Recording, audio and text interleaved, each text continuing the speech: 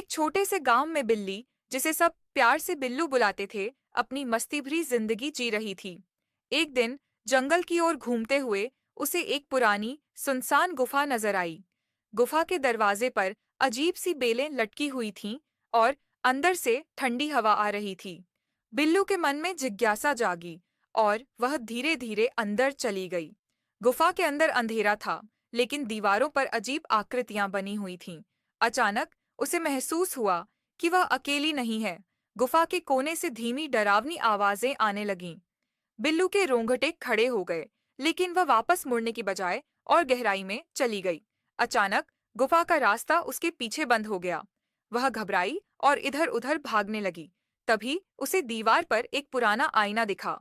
आईने में उसकी परछाई हिल रही थी, जैसे वह उससे कुछ कहना चाह रही हो। तभी परछाई ने धीरे से कहा, यहाँ से भाग जा, वरना तू कभी बाहर नहीं जा पाएगी। बिल्लू ने डरते हुए पूरी ताकत से गुफा में दौड़ लगाई। उसे एक कोने पर हल्की रोशनी दिखाई दी। वह जान बचाकर वहां पहुंची और किसी तरह बाहर निकल गई। जैसे ही वह बाहर आई, गुफा की दीवारें ध्वस्त हो गईं और वह गुफा हमेशा के लिए गायब हो गई। घर लौटते वक्त बिल्लू ने मुड़कर उस जगह की ओर देखा।